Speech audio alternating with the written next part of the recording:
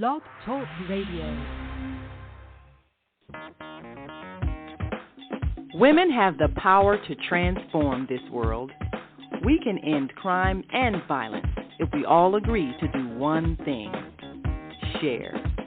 Let's share our wisdom, share our time, share our talents, share our finances, but most of all, let's share our love. This is the Female Solution. Join me, Naima Latif, every morning, 7 a.m. to 9 a.m. Central Standard Time, as we bring you stimulating discussions about the issues affecting our lives. If you're listening online at www.blogtalkradio.com/the-female-solution, press the blue button that says follow and get our daily topics every morning directly to your email and your smartphone.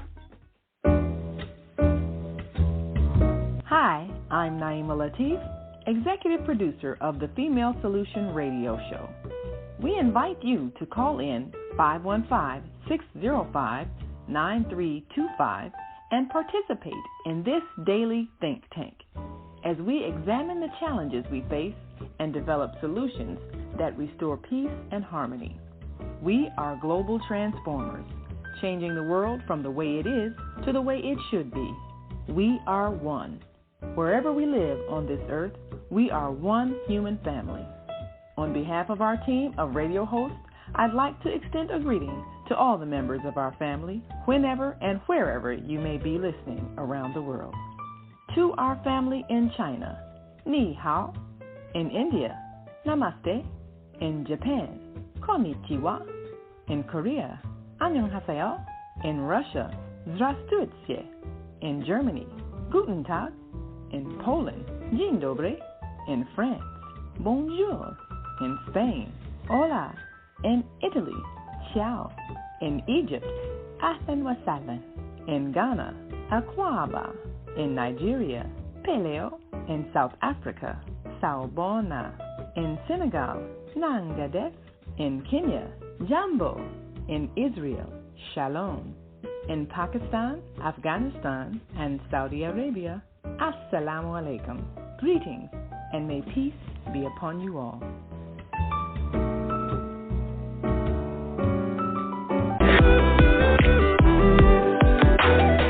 Tune in to Soulful Solutions with Dr. Debbie Green on Thursdays at 7 a.m. Central Standard Time and 8 a.m. Eastern Standard Time to hear great topics and stories on grief and turn it into victory.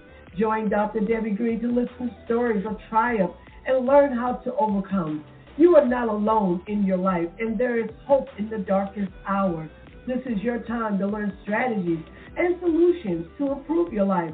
It's your time. So join Dr. Debbie Green with Soulful Solutions and call in on Thursday at 7 a.m. Central Standard Time and 8 a.m. Eastern Standard Time at 515-605-9325 with comments and questions. Look to hear from you real soon.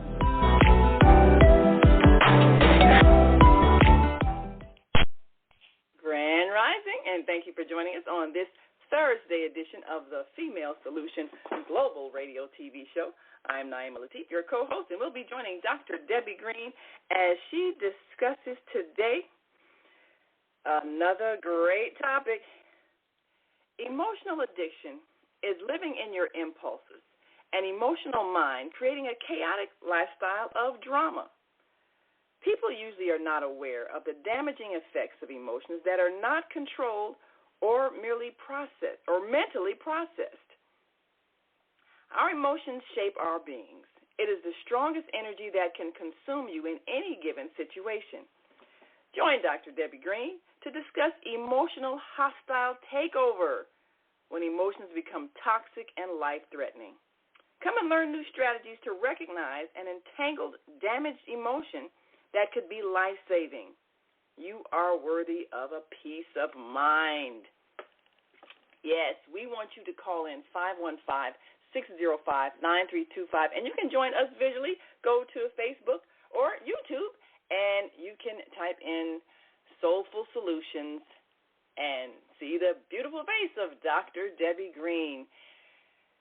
Our emotions are more powerful than we realize. It's the energy that we project and the energy with which we attract. So when we have toxic emotions, we attract toxic situations. This is a truth that has been expounded upon over and over and over again by those communicators who are sharing this wisdom so that we can take control of the events in our lives. When we are in a state of emotional hostile takeover, then we actually create the conditions that we experience. Think of the last time you had a fight with someone. Think of the last time that you may have gotten violent with someone, or someone may have gotten violent with you. Things don't just happen in a vacuum. We're always creating every moment of our lives. And when we create hostility within us, we experience it. So here is Dr. Debbie Green. Grand Rising. Grand Rising. Hello, good morning. Good morning. Yes, another fun topic to discuss. Yes. And, of course, I'm as you've told our listeners in the description, emotional hostile takeover. Now, that's something that I believe everybody has experienced. Either they created it or they experienced it from someone else whose emotions just got so out of control. And, I mean, when you think about every fight that you've gone, there was an escalation to the point where somebody just snapped. And there you have it. And when we can't control that, when we can't reel ourselves back in and calm down, it explodes. Right. And, it's so uncanny, but most unusual. A lot of times we don't know it until it happens. Yes. Because it's all impulse. It's all impulse, and it's certain levels of that. Yes. Absolutely, at certain levels you have the mild, the moderate, and the severe. And we know what the severe is because it usually ends up in suicide or homicide. So when it gets to that level, that's when things start to get totally out of control. But what I want to do is actually start everyone up on the mild, saying what if you can think about that, what would that be? What would you think of, like, when you think emotional hostile takeover? Now, our emotions are something that's innate, which is we were born with them, right? Yeah. They're innate, and we don't really know how to control them unless we have a whole lot of self-awareness. Self-awareness will help you to determine how much control you have over yourself, because really that's what it is. That's what it is. You know what I'm saying? Yeah, how much control do you have over you? You know what I'm saying? Over your thoughts, over your feelings, your emotions. Because when you say, I just lose control, we hear that so easily, right? We hear people say that all the time.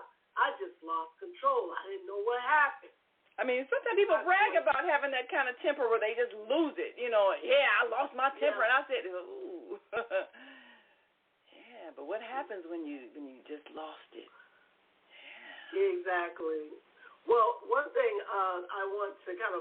let's start in the body functionings first, because this is a topic I talk about pretty much every day, especially when I'm helping people to understand this thing called depression, and also when things start, when you go into what they call self-harming.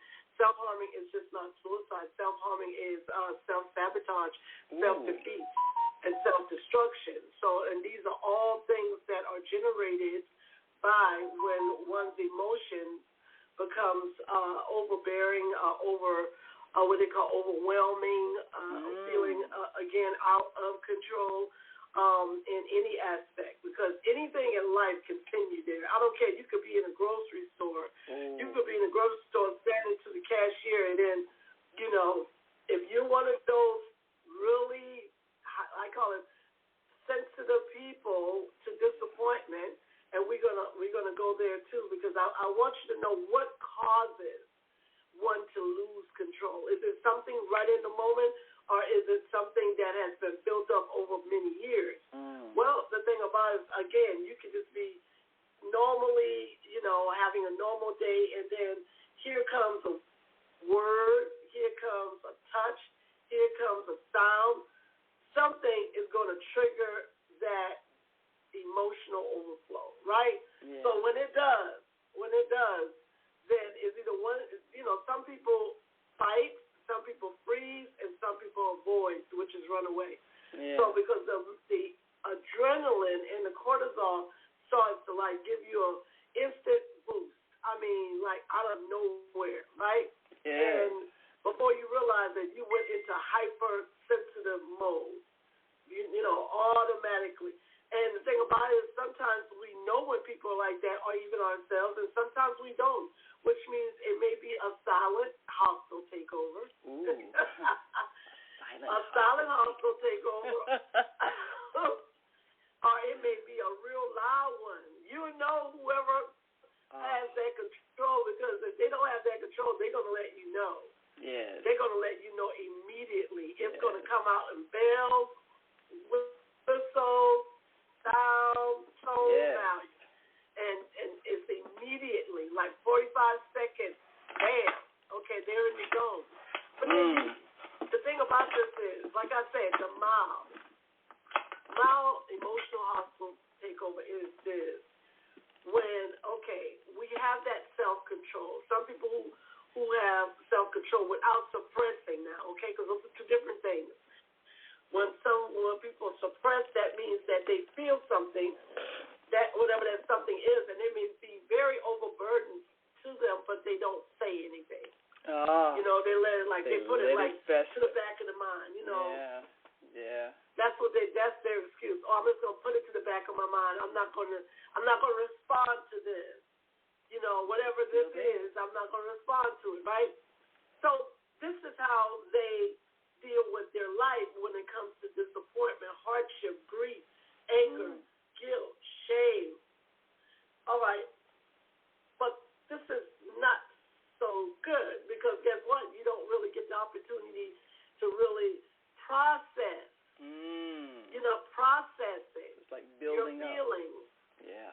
You're right. And so they build up. And one day when you try to do that, put it to the back of my mind, that there's no more room back there, right? And so now the meridian nervous system, you have a meridian, that's what they call a meridian nervous system, as well as a limbic system that then goes into overdrive.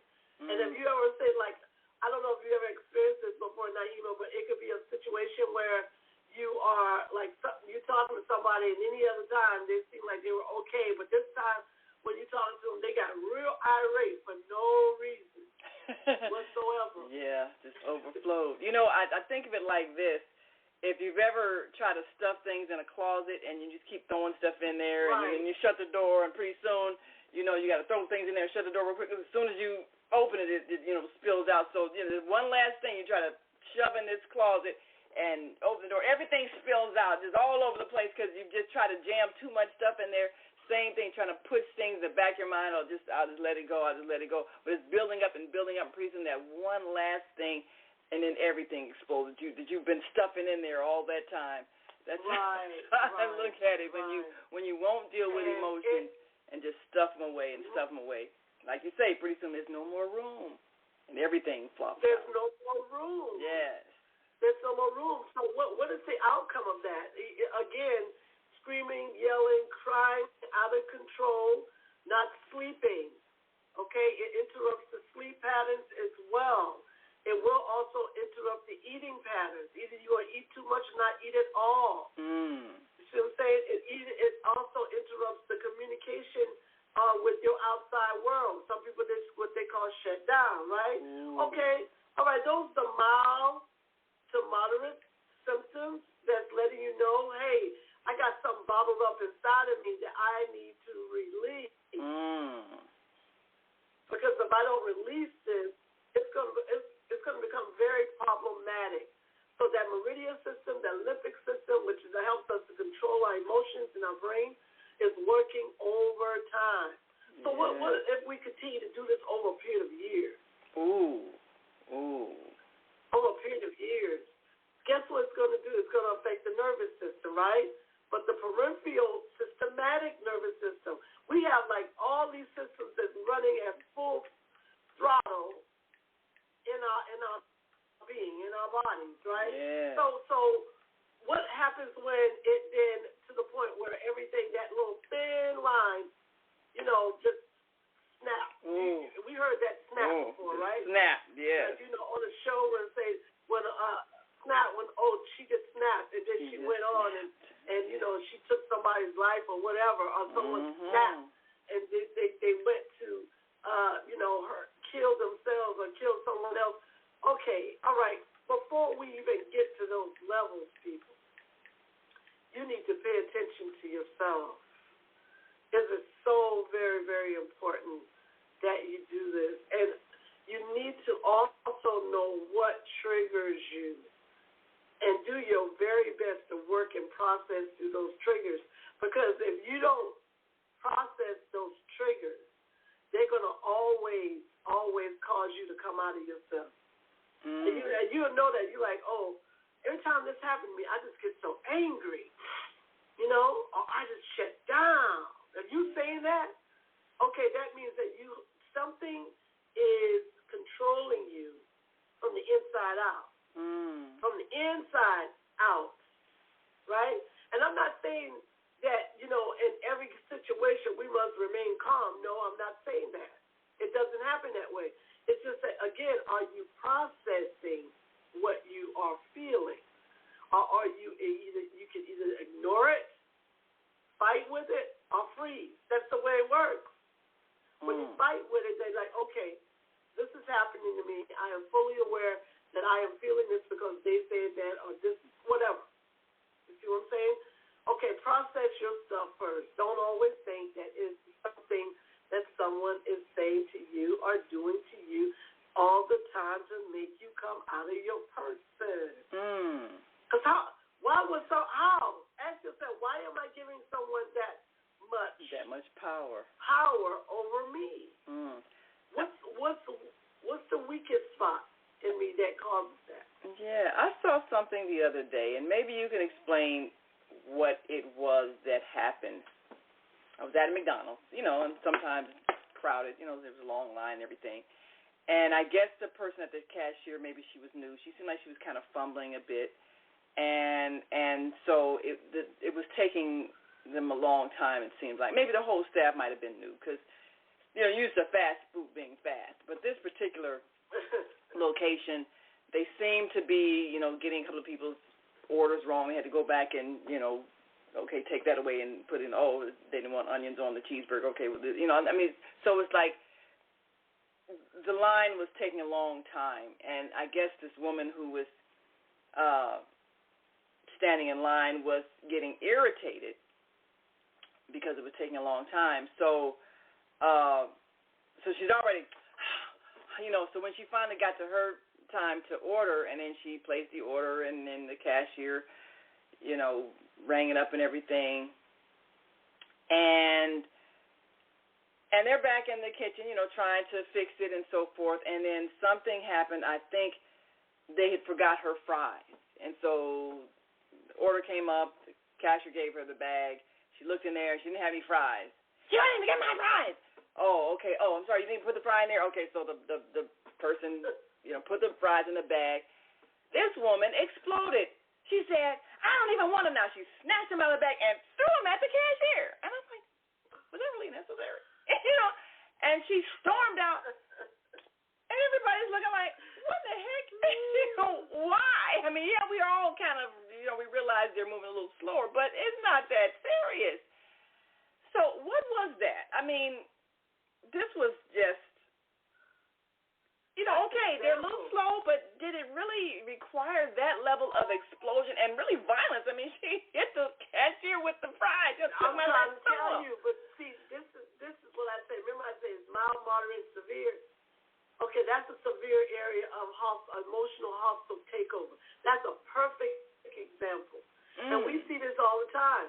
We read about it, we see it, and I can actually refer to an incident that happened maybe about a month or so ago about the man that was hitting the woman when she was coming to get her food in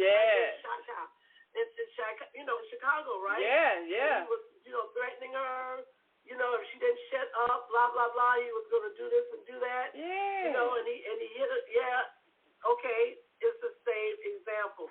That is a perfect example of a hostile emotional takeover, and that's exactly what people do. And you said, well, how do irrational? How did that happen? They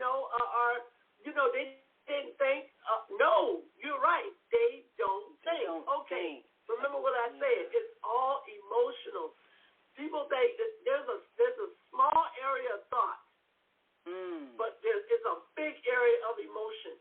Now, the thing about this is they've been building up, and this is a pattern of them, which is anger.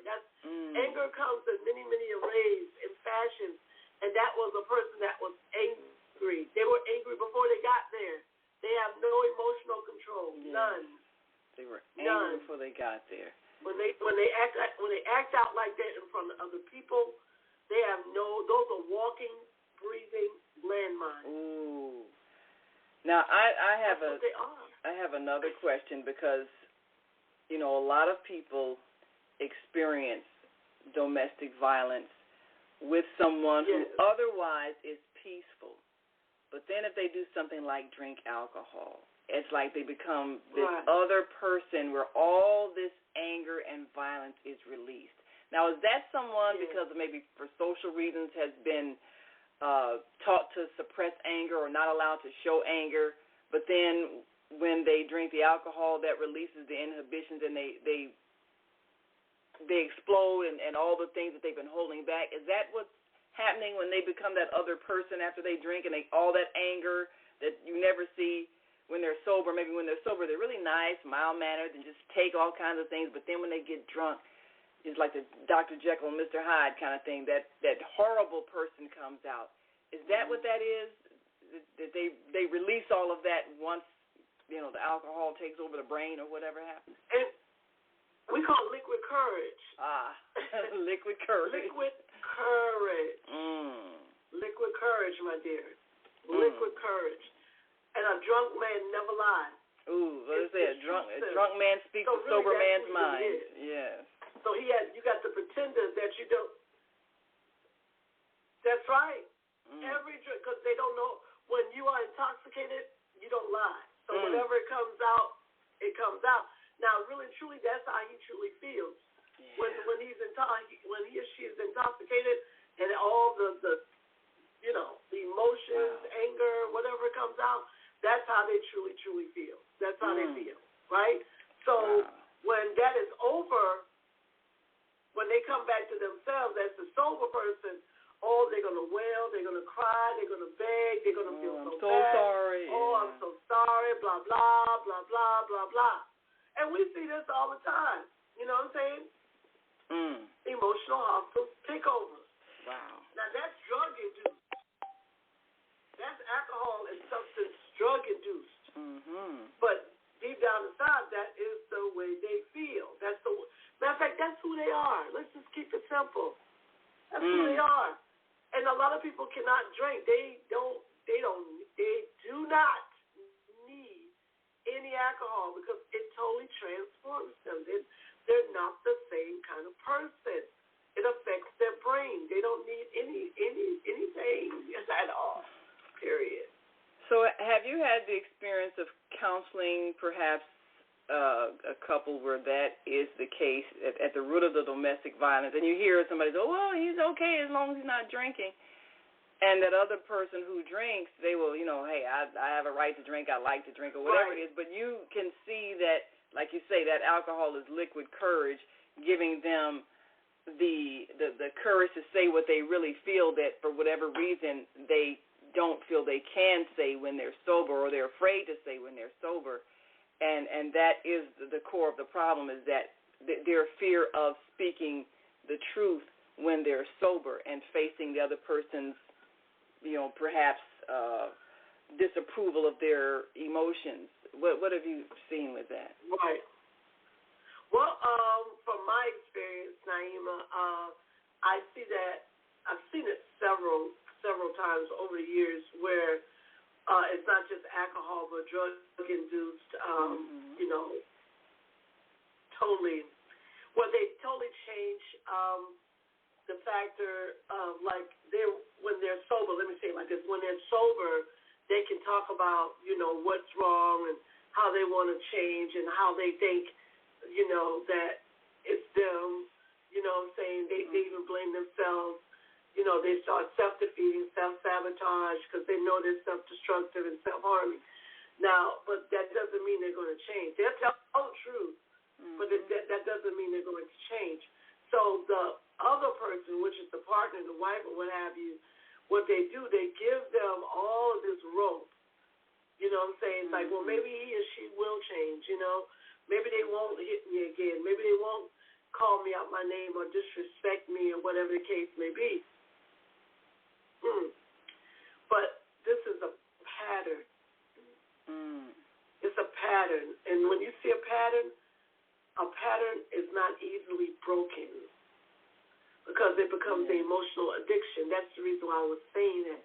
It's emotional addiction because you've been doing it repetitively and you have trained yourself. You literally have created a negative, repetitive action cycle. Remember, it's a vicious cycle. It's vicious. And it affects everything, everyone around you. Yeah. And the thing about this is either you're going to realize that it is, like I said, you can tell the truth, but if you're not changing, what's the use of coming clean? There's no use. Now, if you want to change, that means you would have to definitely stop the addiction. That means you're going to go through withdrawals. And the crazy part about this is even when alcohol or drugs are not involved, don't you know people have withdrawals to anger? They have withdrawals to guilt. They have withdrawals to shame because it becomes toxic. Anything that's toxic becomes an addiction. Wow. Well, even food. It's an addiction, but you also have withdrawals. Because remember, withdrawals are anything talking about when the body, the mind, the spirit has to change energy. So if it's used to this type of energy, this type of action, this type of behavior for a period of time, so now it has to be reprogrammed and all the energy has to change. So the old energy is constantly clashing with the new energy that's trying to come in. And that's when it struggles. Physical, like with withdrawals for alcohol. Let me give you an example. You get DTs, right? And those DTs are flu-like symptoms. The body starts to get sick and feel achy and like you're having this worst type of flu imaginable. You even would start vomiting. You would start having diarrhea. All of these things. And all you want, if you take that next drink, it just stops. Okay, that's substance abuse. So let's take it a little deeper. Anger. Anger is the emotion. Anger is the emotion. And when you say, wait a minute, you mean to tell me I'm addicted to anger? Yes, you can, because you have been responding in it. Anything we're responding on a repetitious cycle, we're building an addiction, whether we realize it or not. Wow. So that person... Either a good addiction or a negative one. That's all. Wow. You see what I'm saying? So if I keep responding to my anger the same way, I am creating a cycle, which is going to be eventually an emotional hostile takeover. So wait, because remember the word emotion erosion that we had on the last show? Yes. Emotion erosion. That means that now that stuff is festering. It's festering. It's creating things in the mind. It's creating things in the spirit, and because it's done repetitiously, now you're always irritated, agitated for no reason. You don't even know why, because those are moods of anger, irritation, agitated, frustrated, and this is all everything hypersensitively bothers you. The phone ringing too much, The dog barking too much. You know what I'm saying? So you get irritated. You don't even know why you're irritated. But it's because of that anger emotion not being finalized inside of you because you're not working through your anger. Anger is on the top of internal pain.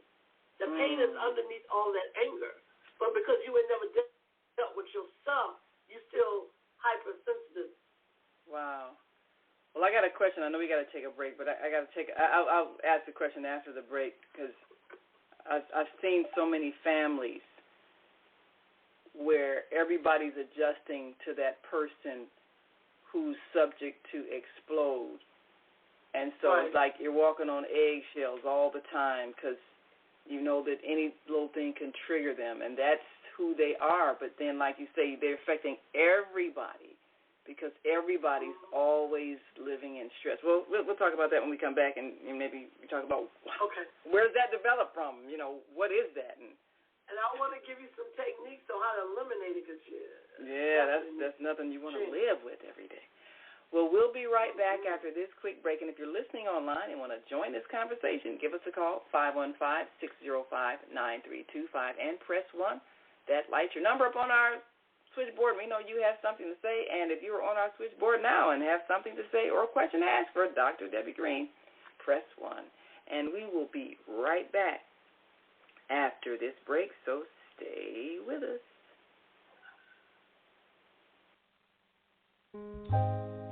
We have an opportunity to transform the whole global society in the next 50 years.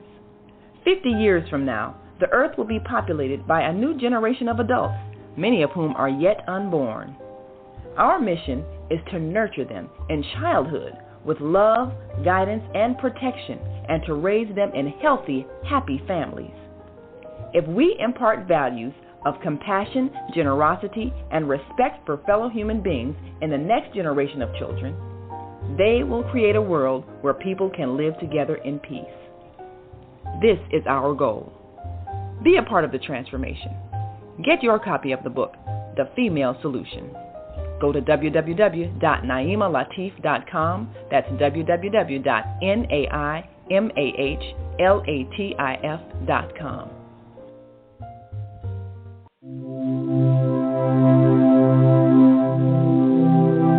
Do you want to live in a world without war? Join our global peace movement. Heavenly Culture World Peace Restoration of Light transcends culture, religion, ideology, and other boundaries to achieve peaceful harmony in the global society. HWPL is committed to bringing world peace and cessation of war through peaceful dialogue between religious groups. I am Director Shin-Suk Kim of the HWPL Chicago branch of North America. Join us for our next gathering. Call 773-580-1501 and be a part of the movement for world peace. Email us at chicagohwpl@gmail.com.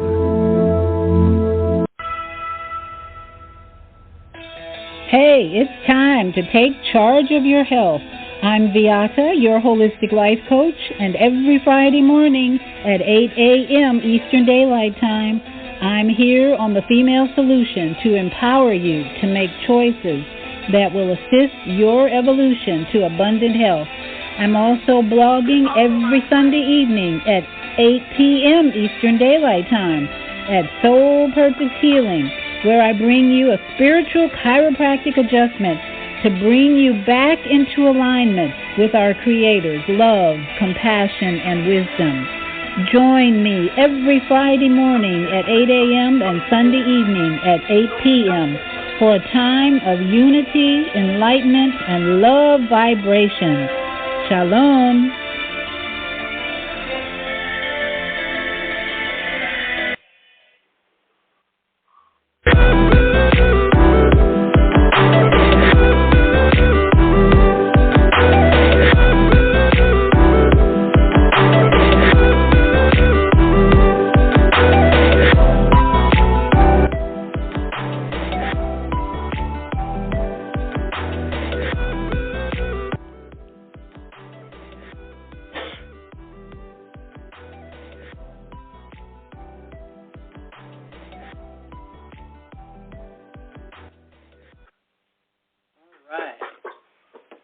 are back. Welcome back to Soulful Solution.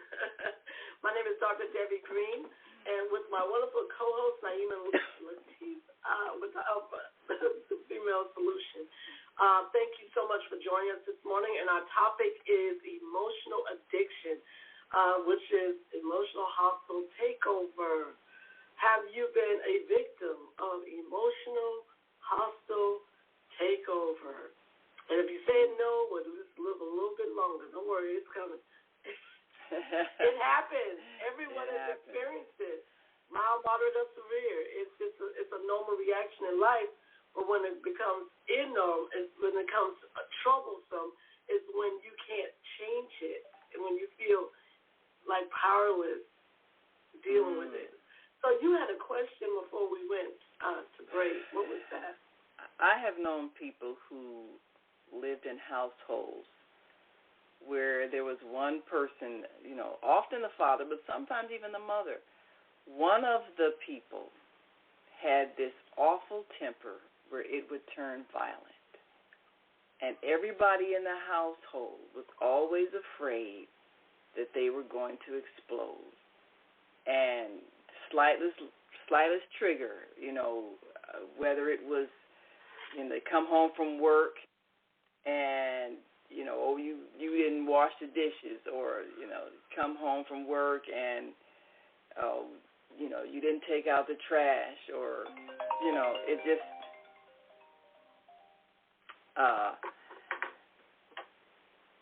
it just was impossible to live without fear. And right. If the whole family was always in a state of nervousness, because if that person was angry, they would explode at the person they were angry with, and then everybody else in the household.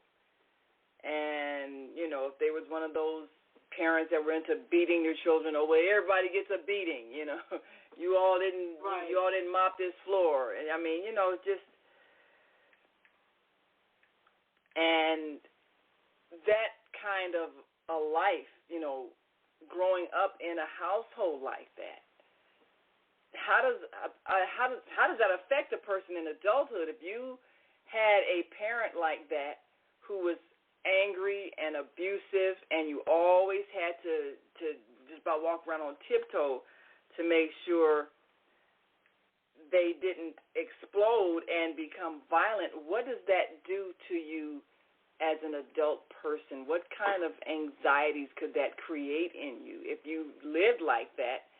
And maybe the person was pleasant as long as they weren't angry, but if they flipped out, oh no, you were terrorized. What does that do to a person living like that? Yeah. Well, living with a very emotional parent or a caregiver or what have you, when you live with people who have issues controlling their emotions, and that's what, it feels like you're walking on eggshells, okay? And that's the term we use when fear is very high, okay? Mm-hmm. So with children, Naima, as early as 3 years old, they if they are exposed to screaming, yelling, arguing, any type of verbal, emotional, physical situations, it definitely will change who they are. They become more hypersensitive, more emotional than most with situations in their life. As they become an adult, they become more nervous.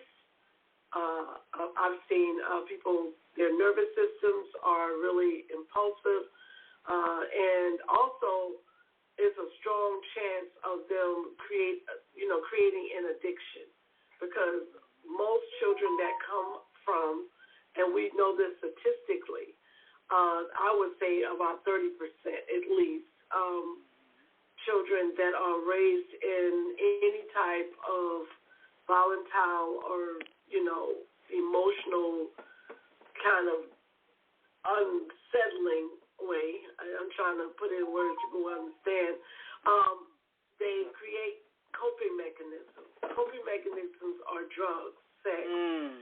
shopping, any addiction that even hoarding, any addictions in that area, they literally create something outside of themselves to compensate those areas of pain, because that's pain.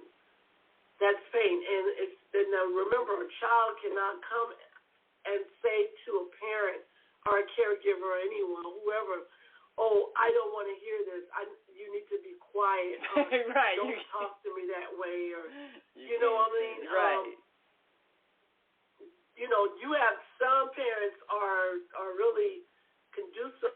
They take the time and say, well, let me not argue, and let's argue not argue in front of little Johnny, because we don't want to affect him, Right. All right, so most parents, they may not see it, but that doesn't mean they don't pick up the energy. Let me stop right there, okay? Because this is very important. Most parents say if they don't argue in front of their children that their children don't know. But they feel the energy. You can't possibly believe that. Yeah. Just because they don't hear you, that don't mean they don't pick up your energy. Right. Yeah, you could be the silence. Over, arguing. It is not just, they literally pick up the energy, because energy doesn't dissipate. It expands. Yeah. Right? Okay, let me prove my point. I was counseling a family some time ago, and this family always, the mother and the father had 2 kids, and they always would say, oh, we don't argue in front of our kids because we don't get along. Now, they're getting ready to go through a divorce. They tell their children at all. Now, their children are in the way. One was 12 and the other one was 16. Wow. They didn't tell their children at all, right? And they were married for 12 years. Wow. And they didn't tell the children that they were having problems. No, they didn't tell the children. No, because in their mind, they figured, they're like, oh, no, we're not going to tell them because, we're going to handle this on our own.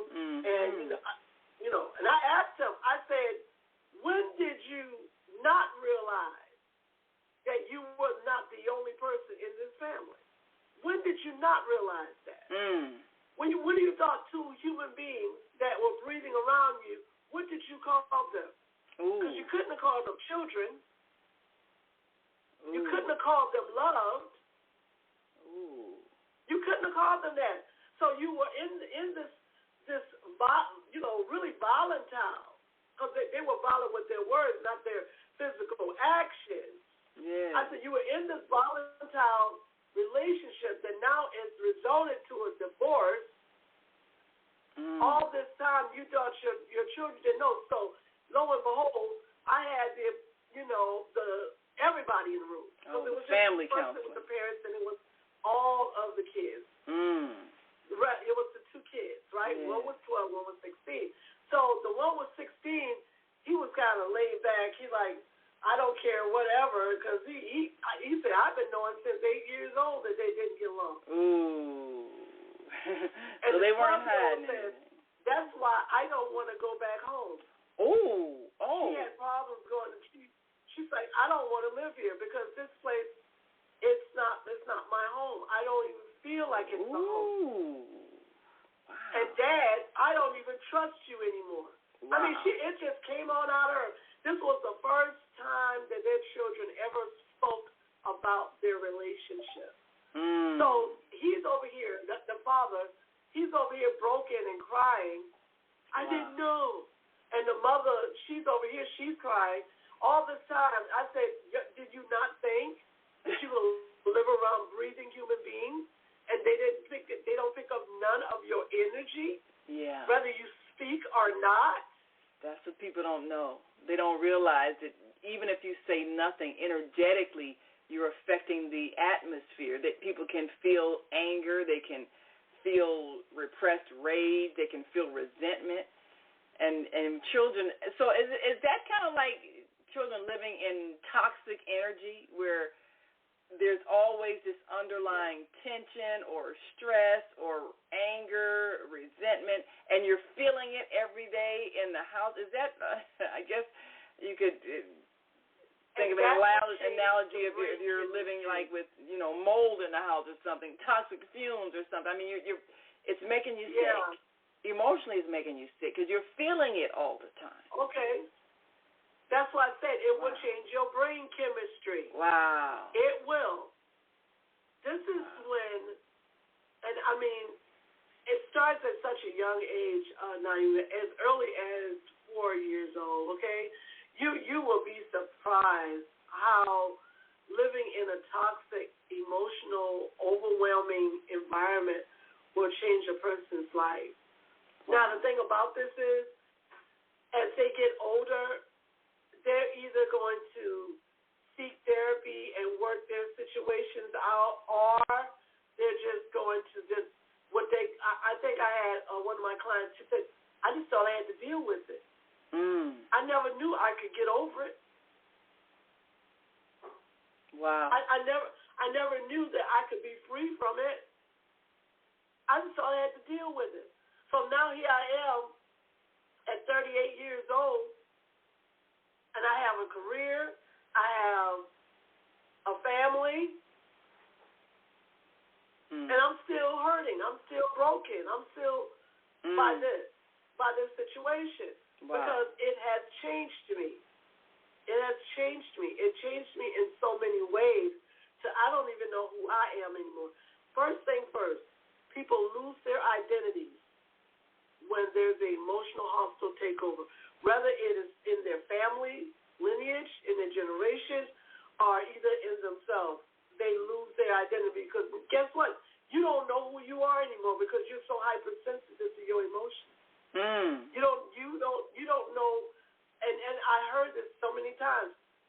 I don't know how to control myself. I don't know who I am. Because I'm so sensitive to my emotions.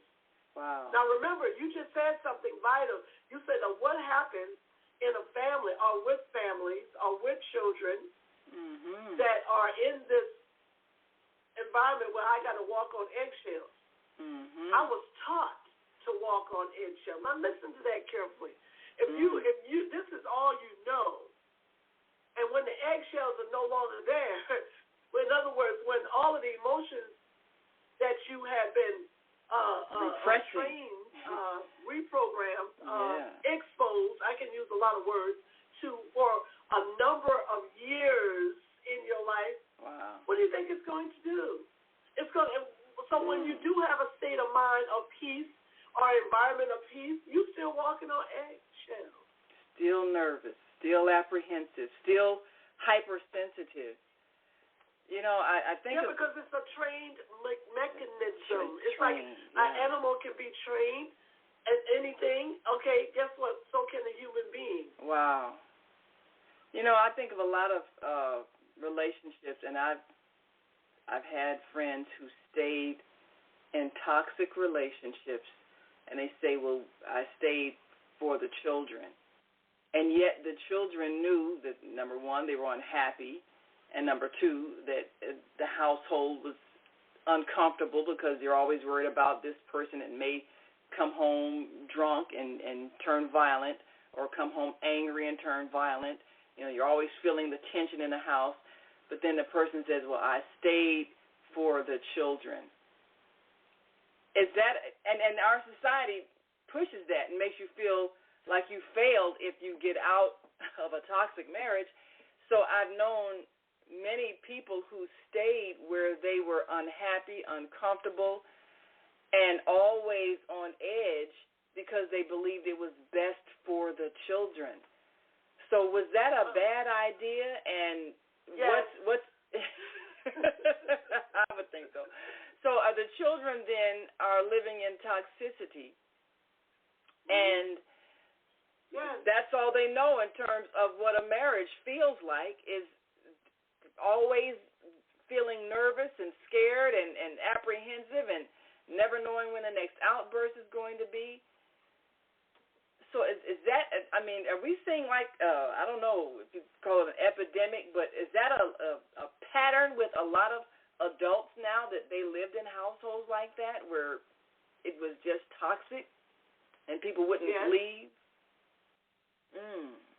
Well, yes and no. I mean, the thing about this is, remember, one can get comfortable in anything, okay? Wow. So with repetition, I can get comfortable in pain.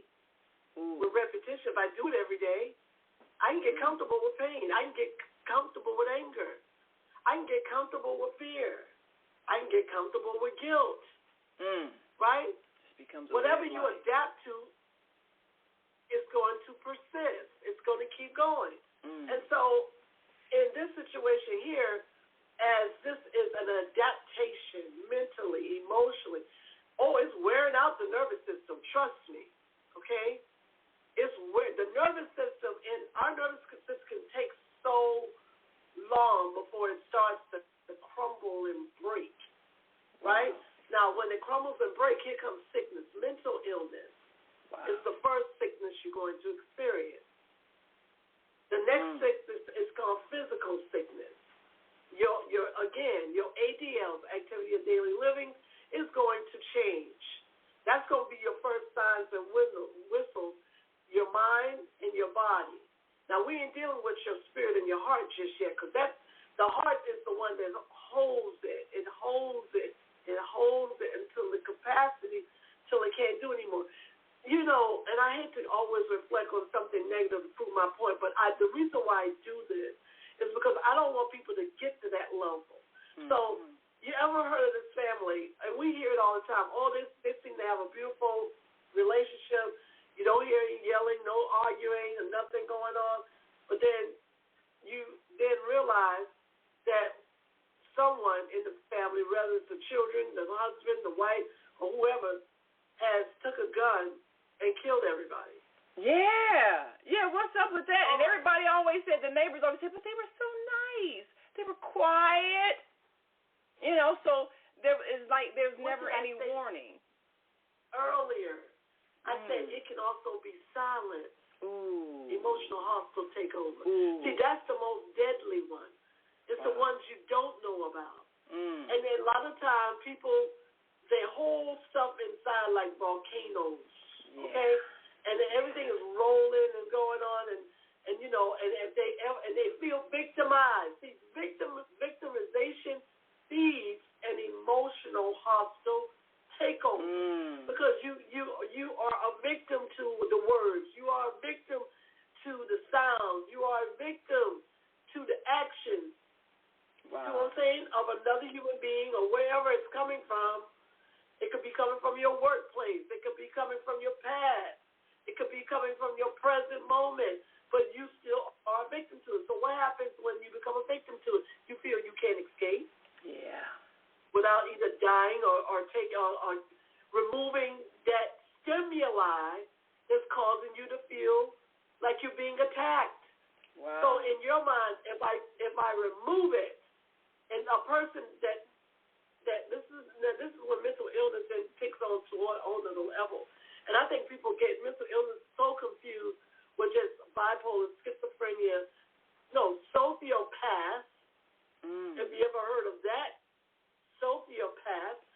Sociopath becomes emotionless when it comes to themselves and to another human being. So it's easy for them to do what it is, snap and take someone's life because they have no emotional control at all. They don't rationale.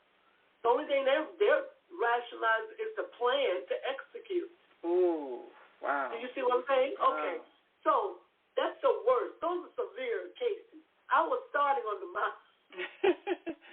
But see, the my thing is, one second, listen real quick.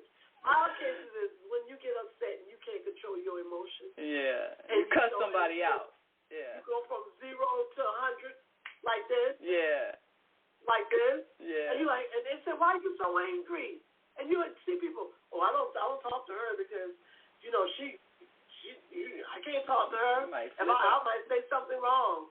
Yeah. You go from 0 all the way to 100 real fast. Yeah. Okay. Yeah, we've known people like that. That's normal. You may think that's normal because that's your world. But guess what?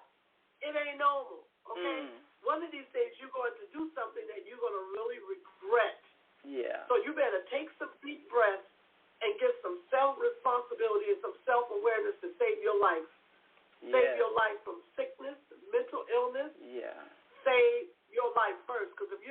life, I guarantee you it's going to keep building up. You're going to end up saying the wrong thing to hurt somebody or doing the wrong things to hurt somebody. Well, I'm seeing so many cases where somebody that you just described, that person who's liable to flip off of somebody, they flip out of the wrong person, and maybe the person got the same issue they got, but then next thing you know, somebody's pulled out a weapon and shot somebody dead over something little. And you wonder, how did that happen? A traffic situation, road rage, whatever. Somebody doing something little, and then they argue. Well, like the example that you mentioned earlier with the restaurant. The man, if you say one more thing, I'm going to knock you out. And then next thing you know, he's hitting her, and then her son goes get the gun, and he's dead. So, I see those situations happen. We see it all the time in the news. Some little incident escalates, and next thing you know, there's a fatal action by somebody who just flipped. And so now people are well, the problem that I see, you have a society that too many people are walking on eggshells. Afraid to go to the grocery store. Somebody might pull out a gun. Afraid to go to school. I mean, I'm looking at the insanity of active shooter drills in the school. Well, just in case somebody, flips out and comes in here with a gun, we're going to be ready. So we got to take a break in a few minutes, but maybe when we come back, we can talk about what emotional impact is that having when you actually create an environment where classrooms of children are always walking on eggshells, in that sense, always fearful that someone may come in and shoot them to death. And we're thinking, we're making them prepared. I believe that we are traumatizing an entire generation by constantly reminding them that at any moment someone could come in with an automatic weapon and kill everybody in the school. So we're just going to keep you prepared, and we're going to have these drills and prepare you what to do, and we're going to keep talking about it and keep re-traumatizing you so that you don't feel safe at school. I believe we're traumatizing this entire generation doing that. But, of course, we can talk about that when we come from the break, and I'm sure there are other people, and we want you to weigh in on this because school just started, and, I'm looking at this like this is insane. I don't think it's keeping our children safe. I think it's making them insaner. I think it's making them traumatized, having to live with the expectation that they could be murdered at any moment, and they are feeling like they don't have any control over that. I think it's like living in one of those toxic households. There you go. So we got a couple of comments, I guess, also, if you want to bring those up on the screen, people watching us. And if you're listening online and want to join this conversation, give us a call, 515-605-9325, and press 1. That lights your number up on our switchboard. We know you got something to say. And if you're already on our switchboard and have a thought you'd like to share, press 1, and we'll open your mic and get your thoughts. You're listening to and watching the Female Solution Global Radio TV show, and this is Soulful Solutions with Dr. Debbie Green. We got a comment from Beata there that says, Grand Rising, beautiful Greens, loving this discussion. I'm sure it hits home with a lot of people. Good morning, Queen Bee. Yes, I'm sure it is hitting home with a lot of people who may have grown up. Yes, and there's our dear brother Quentin D. Alexander saying, good morning, tune in, have a great day, one love. Chief Tamba Taylor, yes, definitely doing some great work in Liberia. We're going to have him on a show in the future to talk about some profound things that he's doing around the world. But, I find that, like you said, you can get used to anything. And when you normalize insanity, then you don't know it's insanity. Yeah, so we're going to take a break and come right back, and we want to hear from you. And let me check our switchboard. Of course, if you're listening online and want to join this conversation, again, give us a call, 515-605-9325. If you're on our switchboard now, got a thought you'd like to share or a question you'd like to ask for Dr. Debbie Green, call in, 515-605-9325. Press 1. We'll open your mic and get your thoughts, and we'll be right back after this quick break, so stick and stay. Don't stray away. We'll be back in a moment. Stay with us. Everything you need, what your body needs, is found in nature. So Susan Essentials doesn't do it any other way. Susan Essentials provides your employees and individuals access to over 20,000 nutritional products, and they are shipped direct to your door. Because Susan Essentials is certified in plant-based healing, we're permitted to offer you the best nutritional supplements on the planet. They're non-GMO and sustainably produced, and we take the guesswork out for you.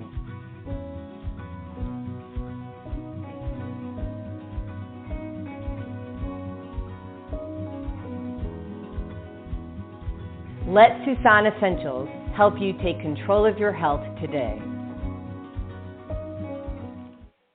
Oh man, God sent the monthly sun bill today.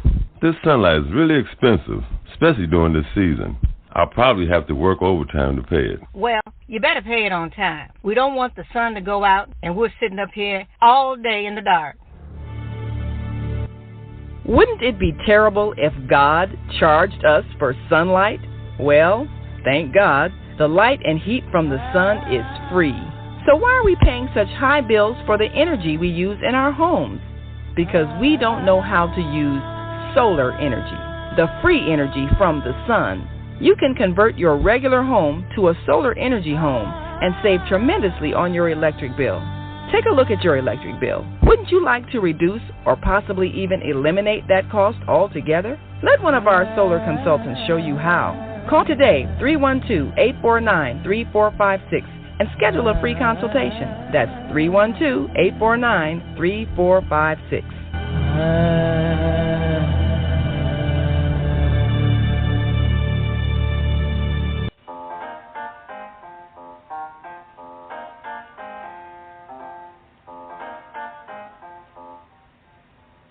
Have you ever dreamed of going to exotic places, meeting fascinating people, enjoying uplifting music, and spending nights in a luxurious hotel? Do you look forward to a relaxing vacation where you can walk along the beach or sit in a quiet park and enjoy the sunset or sunrise?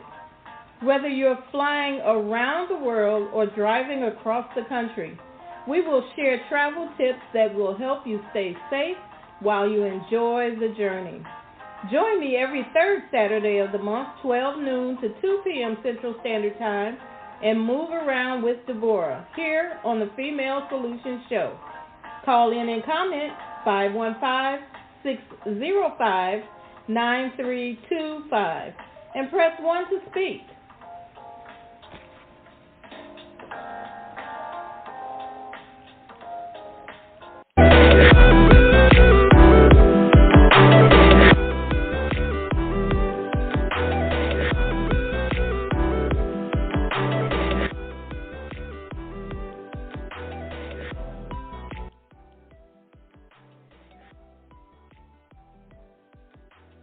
Right, we are back.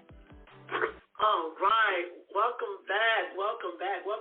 My name is Dr. Debbie Green. This is Soulful Solution, and we welcome you today with my wonderful co-host, Naima Latif, our executive producer of the Female Solution. If you're just joining us, we're talking about emotional addictions and experiencing and working through, hopefully, an emotional hostile takeover. And if you've never actually went through anything like this, which you probably have, you just wasn't aware of it. You know, a lot of times we start feeling things that we feel, oh, I can't control this. It's too much. Okay, all right. So there's a good chance that you were definitely experiencing a hostile takeover at that point. Now the question is, what did you do about it? If you didn't do anything, that means you went from 0 to 100, and you stayed up there in those intensities for a period of time, because most of the time it's usually anywhere between 3 to 5 minutes of an intense feeling, because it has to come back down, because we're just like heartbeats, people. We go up, but we come down. We go up, and we come down. We don't stay up. We can't. Our nervous system will not allow that, because our immune systems, the auto systems, are perfectly created to control intensity. Now, the thing about this is, though, but when we're constantly doing this, we are creating a pattern of responding to external stimuli. External is sounds, people, situations, circumstances, all of those things. We have created our response system.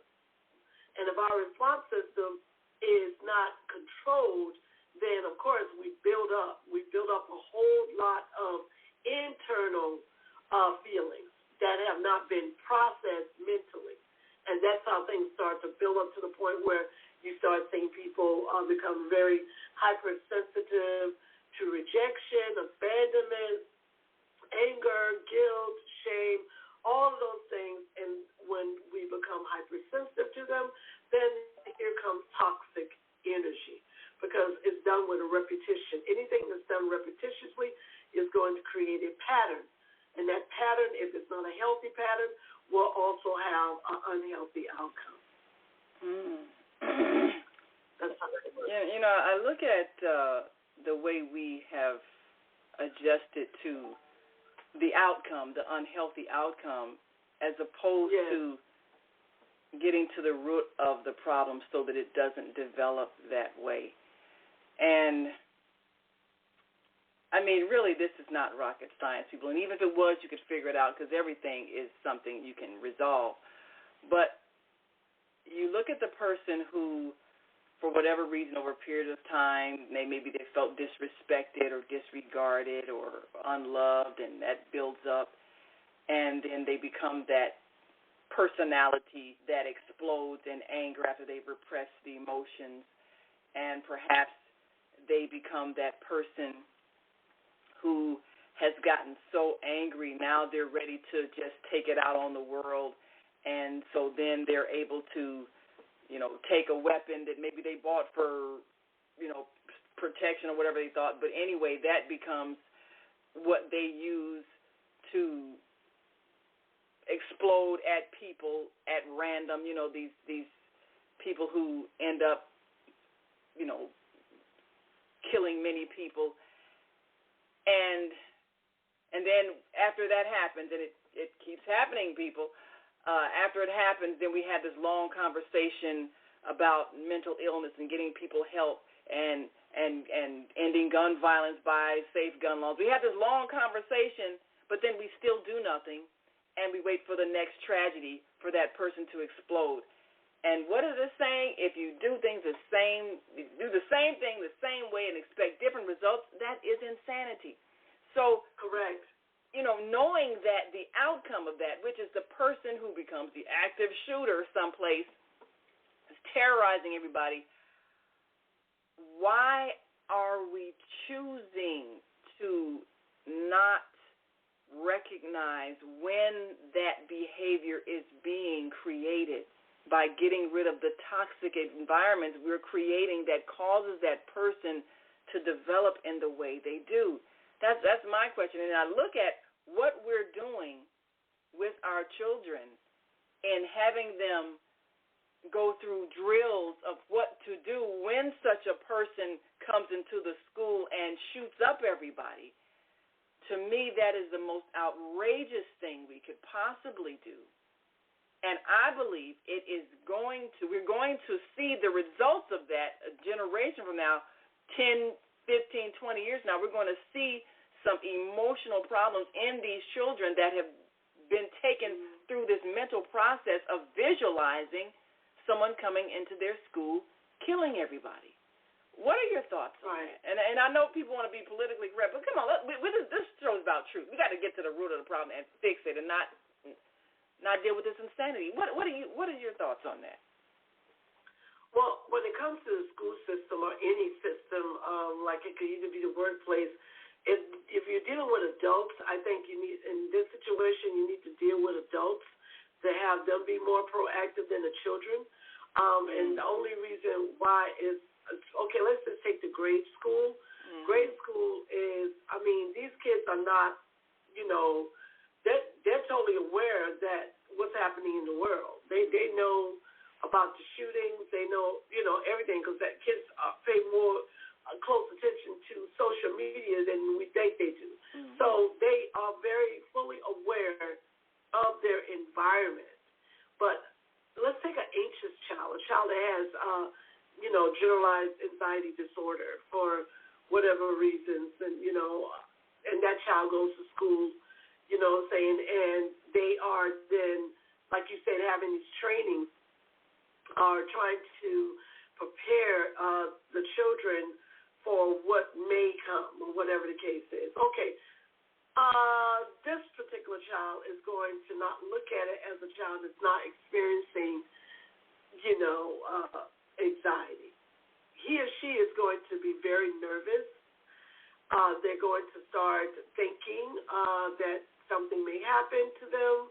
So it's a possibility they may get symptoms of paranoia or even delusion, or just imagining things like going to school will be, they'll start feeling very afraid and paranoid, as I said. So don't even want to go to school. Don't even want to be there. That is so when they have to catch the bus or whatever, they're like, as soon as they get up in the morning, oh God, I got to go to school. Somebody might break in today. Somebody might come in with a gun. That's what they're thinking. Yeah. You see what I'm saying? But I guarantee you, none of the board of chairmen of education are thinking like that. They're not thinking that they may have a child that has some type of mental dysfunction, and you're introducing to them how to combat or prepare for someone that could possibly come in and take their life. Listen to that. Yeah. You see what I'm saying? So I've heard a lot of children say they don't want to go to school. The parents, yeah, right. But I think the staff should be the one that's educated. I don't think the children should be exposed to it, and that's just my opinion. But I believe that the staff should be educated because they are the ones that are supposed to protect our children, because that's what we do. When children go to school, they're in their care, so they have the liability. Like for example, the Texas Udoka, I believe that's what it's called. What happened? That massacre. The doors were open that day. Yes, Uvalde. Yes. It was when school was out. They were about to let out for the summer. So the doors were open. There was no security. Right. There was no security on there. Now, you said something earlier I want to address, too. You're like, when people just, all of a sudden go and give the gun. No, it's never all of a sudden. Everything is planned. Yeah. People plan things in their mind of self-destruction. Yeah. Because when you destroy someone else, you're destroying yourself. Yeah. You see what I'm saying? Yeah. So they planned it. And that particular day, you know what I'm saying, he planned on it all. Yeah. He was on this website, this app, talking about, he was going to go home and shoot his grandmother. He was going to go to school. He told someone this, and they knew it. And they did not. And they didn't take him seriously. They didn't take him seriously. Until they heard it in the news. Okay, the average person, believe it or not, now we know, because, if someone just comes to tell you, hey, I'm going home and I'm going to kill my whole family because they getting on my nerves. Okay, you hear it. But you don't take it seriously until you hear it on the news. But you don't take it seriously, especially if it's somebody you know. Yeah. Especially if somebody you know, and they ain't never showed you that hostile side of them. Yeah. You just said, he probably just having them on. Now I'm going to take all of them out when I get home. They're getting on my last nerve. Okay. So guess what? The day he said it, he didn't do it. Yeah. Okay? But then a month or two later, it happened. Yeah. You see what I'm saying? Yeah. So now you're like, oh my God. He did say he was going to do that. This is why our society, Naima, we are so numb or so adaptive to violence that we don't even know how to even respond to it anymore. Wow. I'm sure people are showing signs. Strange, but it's real. But it is true. I mean, because I'm a clinician. Yeah, and well, if you normalize something that's abnormal, that's what happens. How often do we see these horrific actions on the news, day after day after day after day? And as long as it's not happening to somebody you don't really feel anything. Now, if it happens to somebody that you know, like 9/11, anybody who had somebody who was living in New York who might have been physically affected by the plane crashes and all that, they were really traumatized because now it's personal. Right. My loved one was there, and someone that I know passed away in that tragedy. All those things. So people feel it when it's somebody they know. When it's somebody someplace else, they can be relatively nonchalant about it because it didn't affect them. But you're right. We have gotten to the point of correct. It's been made normal, and so. These school shootings, these grocery store shootings, these theater shootings. We talk about it for a few days, and we have that conversation. Oh, we need more mental health care. Oh, we need more gun control. Oh, we say these things, and then we go back to normal and never fix the problem, which is the person who has not learn how to properly express their emotions and release them so that they don't explode. And what kind of environment did they live in where they learned how to repress like that? Okay, now listen to what you just said. So what are we teaching our children? Because this is how the adults respond to it, right? So we're teaching our children to suppress anger. We're teaching our children how to suppress violence. Yes. I guarantee you, when there's a serial killing, families don't call each other to a table and say, let's talk about that serial killing that happened yesterday. They don't. How do you feel about that? Did that affect you? They don't. They don't do that. They don't mentally process it. Right. Because adults don't mentally process it either. They just keep on going. Right. And I mean, what else can we do? Please understand. I understand. I live on this thing because this place on earth too. But what I'm saying is, we don't want to get paranoid, but then we also want to remain conscious. Yeah. Not cautious. Conscious of what we are experiencing. Right. Because if you don't remain conscious of it, you're going to suppress it. Right. And you're going to take it home with you. And when you take it home with you, it's going to affect your life at some given point. And it's like workplace violence. Right. Workplace violence is when the home meets the workplace and the workplace meets the home. Mm-hmm. And it collides. Boom. We see this all the time. All the time. Again, you got billions of people that walk this earth. And it's like a needle in a haystack. You don't know which one of them are the walking, breathing time bomb.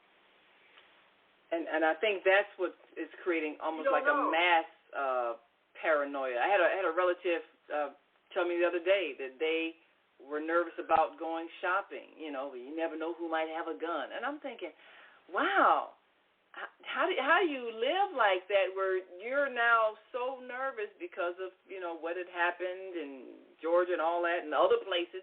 You're so nervous that something that's a normal activity creates anxiety for you, and you're living in that state of anxiety. I mean, over a long period of time, how is that going to affect us as individuals and as a collective society if everybody is always living in a state of anxiety, worried about that person who might explode, and you don't know who it is, you don't know where it is, and when it might happen. And so you're living like that day to day. And that's like walking on eggshells in your own home where you got to worry about the person coming home and going to, oh, you didn't empty the garbage. Let me get out the strap and just beat everybody. That living like that, we've kind of made that, we've taken that scenario in the house, that toxic scenario, and made it the society where everybody's always worried that person that's out of control is going to come and bring violence. That's we can't live like that. Okay. How do we begin to reverse Remember what I just said. Okay, remember what I said earlier. If a person has any mental illness or any mild, moderate, or severe, it's going to affect them even more. Yes. So it's a good chance that the person that you're talking about probably has an anxiety disorder that you don't know anything about. And this is escalated. Right, and so that's what happens.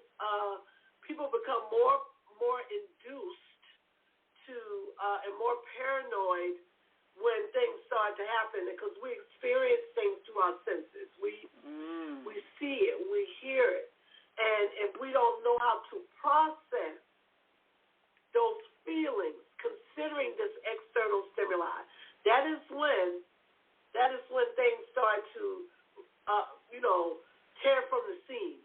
And here comes the thoughts. I may be in trouble. This may happen to me. And we call that self-defeat, self-destructive mindset. We call them automatic negative thinking, another word called ants, right? Automatic negative thinking. Yeah, automatic negative thinking. We call them ants in the clinician world, right?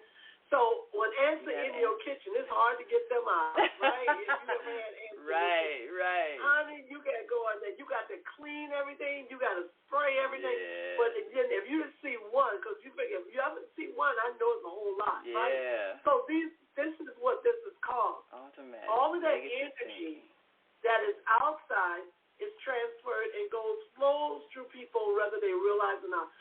Flows through their mind, flows through their spirit, flows through their heart. Because we're porous. You put something on your hand like lotion, look back, it's gone. It just flows through. So the invisible spiritual things also flow through our being, right? So when these things flow through our being, this is energy. You can walk in, okay, let me prove my point. You can walk into a room, no one's saying nothing, and you can pick up a whole lot of stuff when nobody's saying nothing, right? So that's energy. Energy is not seen. It's invisible, but it's very, very powerful, and it flows through your being. So if there's any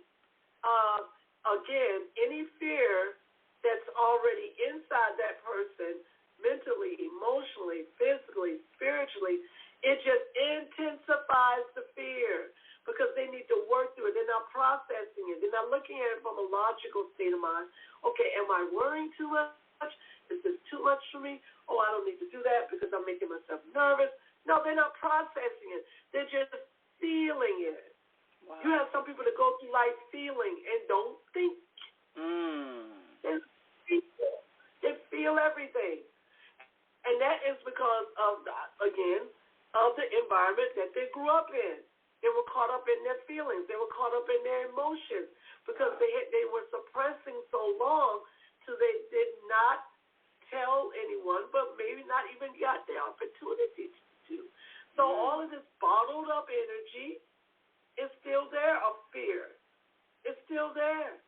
And they can make pretend like it's all day long, but at some given point, it's going to come out because it always does. Wow. That's how powerful our being is. It's so we hold massive amounts of energy.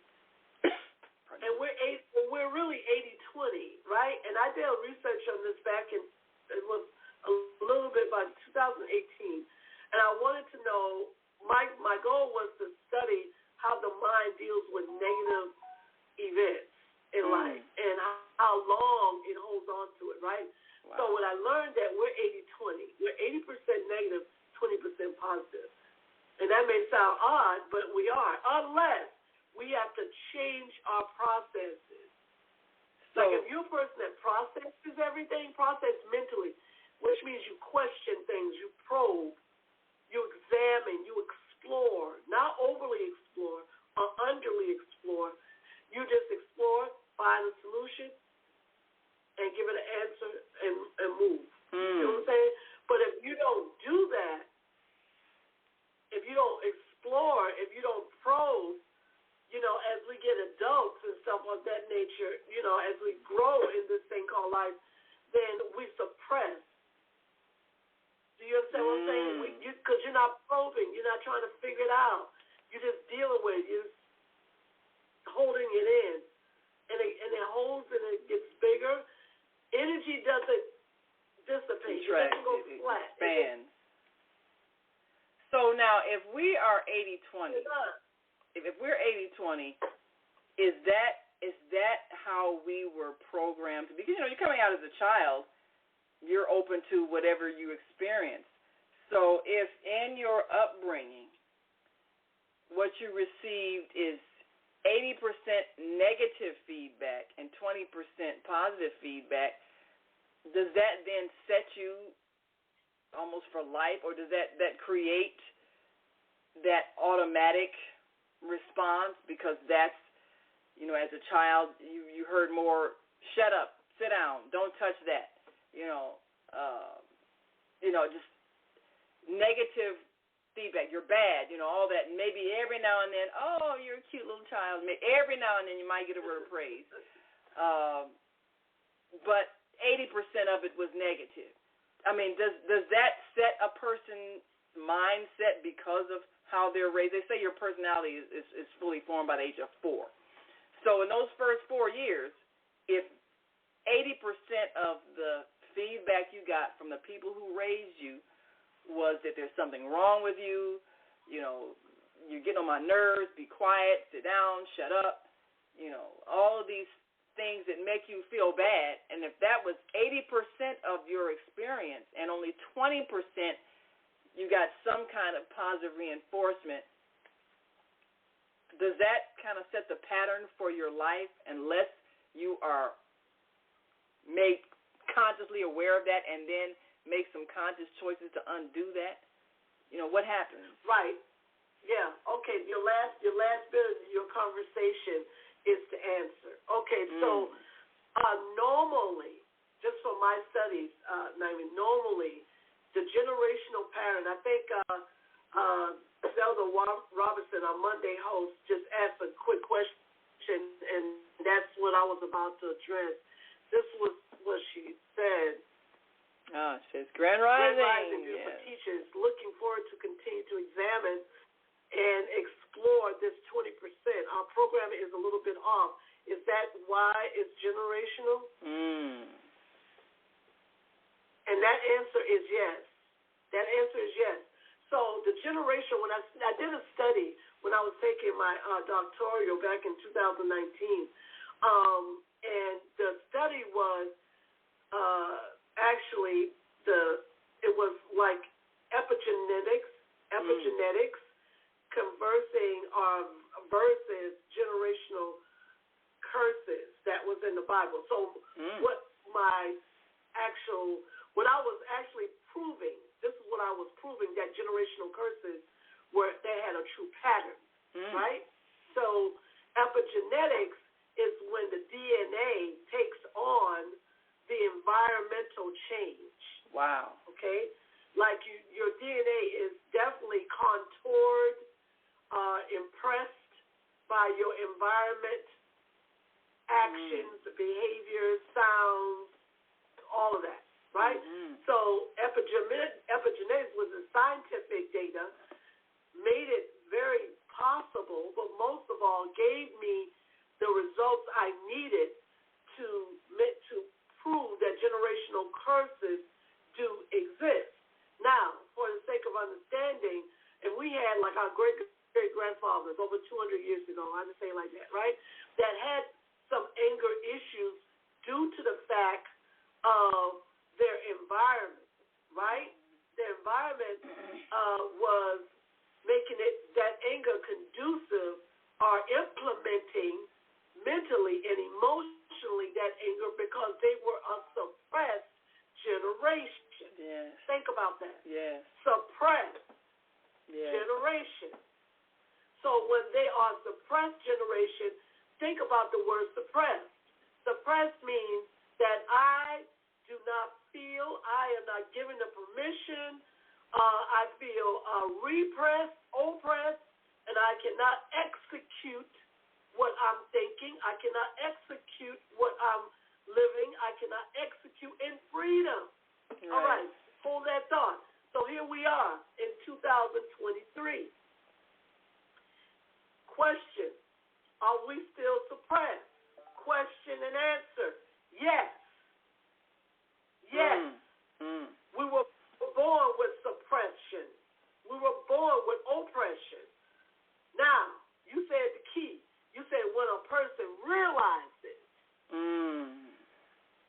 something has to come in reality to say, I am the one that is suppressed. I am the one that is oppressed. I am the one that has been experiencing this, not just in my here and now, but also from my generational pool. Okay, here we go. So one has to realize that, right? It doesn't matter whether you realize it when you're 12 years old to 100, as long as you realize it. Now, once you realize it, then you have to have a productive change. So now that 20% that I'm talking about is going to overflow and do a hostile takeover of the 80%. And when I say hostile takeover, and this, the Word of God clearly says, the kingdom of God suffers by violence, but the violence take it by force. Okay, that word right there, where's the kingdom of God? It's not here, not there, but inside of you. Right. Inside of you. Suffers by what? Violence. Where's the violence? It's all around us. It was born inside of us. It was innate. It's inside of people. It comes out. Yeah. Our ancestors experienced violence. Yeah. Our ancestors experienced oppression. Our ancestors, they experienced it. So it quite naturally it's going to be in the bloodline. You see what I'm saying? But again, when one realizes, oh, okay, this is how I'm reacting. This is how I'm reacting to my pain. This is how I'm reacting to disappointment. This is how I'm reacting to my environment, right? When they realize that, then it's up to them to exchange and reprogram themselves, right? We're teaching, like a person like me that helps people to understand this is what you're doing. You're still living in a victim mentality. You're still living and thinking with a slave actual mindset. So when you remove the victim mentality, you're going to put back empowerment. I am empowered today. Yes. I am empowered to know who I am today. I know that I cannot change anything outside of myself, so I have to let that be and only change how I'm responding to that thing. I really want to. Yeah. You see what I'm saying? Absolutely. That's when everything starts to change. Otherwise, Naima, it gets worse. It goes back to the 80. Hold on, I'm almost done. Yeah. The 80% starts to expand and expand and expand till it does a hostile takeover. Now, guess what? You have lost your identity. You have lost your mind. We heard it, and they don't even know. This is the scary thing about it, my sister. They don't even know because they have no self-awareness. They have no emotional availability for themselves. Wow. We got to explore that. We got to explore how we undo. Is that not deep? That's real deep. I'm glad I'm free, God. Thank you. We're going to take our last break. Go get free. We're going to take our last break, and then we're going to come back and bring us to the point of freedom, because so many people are imprisoned by their fear, their anger, their anxiety, and it's generational. And I can think of so many. We're going to do this. We're going to do this, y'all. Stay with us. We're going to do this. We'll be right back after this last break. We want you to stick and stay. Don't stray away. We got a caller on the line. We'll get to you when we come back from the break. And if you're listening online and want to join this conversation, give us a call, 515-605-9325. Number on the screen. If you're watching us on Soulful Solutions on Facebook Live or on YouTube Live, again, 515-605-9325. Press 1. That lights your number up on our switchboard so we can open your mic and hear what you have to say or hear your questions for Dr. Debbie Green. We will be right back after this last break, so stay with us. Hi, this is John Alexander, And I'm Naima Latif. Meet people like you who are making a positive difference in the world. Big difference. Watch us every day on The Media Connection at www.youtube.com/The Media Connection TV. YouTube it. We'll see you soon. There are people who choose to make a positive difference in the world. Our job is to bring you their stories to motivate you to do the same. Join us each week, host John Alexander and Naima Latif, as we bring you the educators, entertainers, elected officials, religious leaders, and community activists whose works are transforming this world. Find out how you can make a difference too. Be inspired. Watch The Media Connection. Mondays at 5 p.m. and Tuesdays at 12 noon on Cable TV, Channel 19 in Chicago. And other cities, check your local cable listings.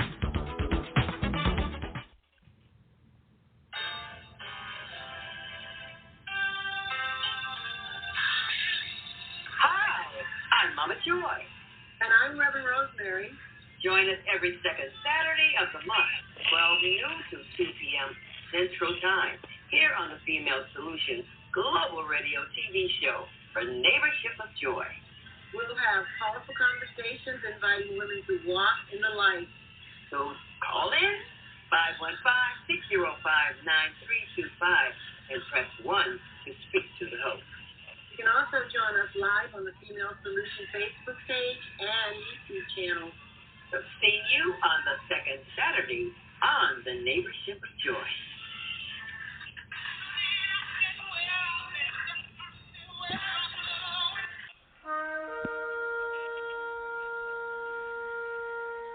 I'm Beata, your holistic life coach.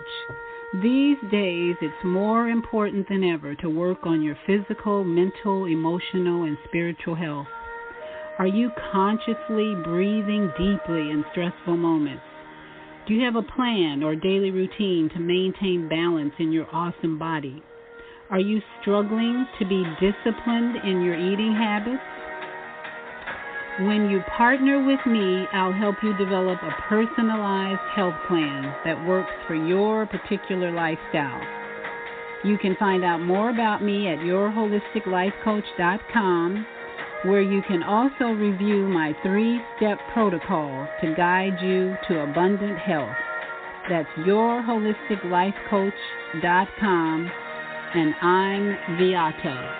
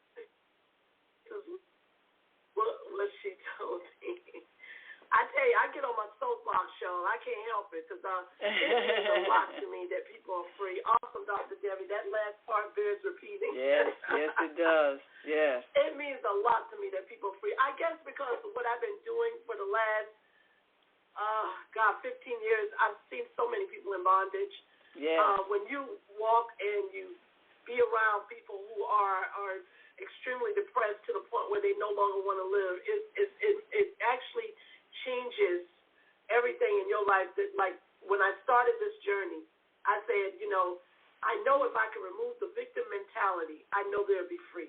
So it had to be a strategic way of talking to a person and showing them first how they became victimized. Once you show them how they became victimized, then you actually show them their actions of how they are living with victimization. And then the next step is then changing the way they think about all of that so they can make a decision. Do I stay here or do I leave? Because I've been suffering so long, and they got so comfortable in being enslaved mentally. Yeah. They got so comfortable. Remember I said earlier, anything we do with repetition, it becomes a habit. So what were they doing? They were addicted to unhappiness. They were literally addicted to it. And so even when it wasn't there, they were looking for it.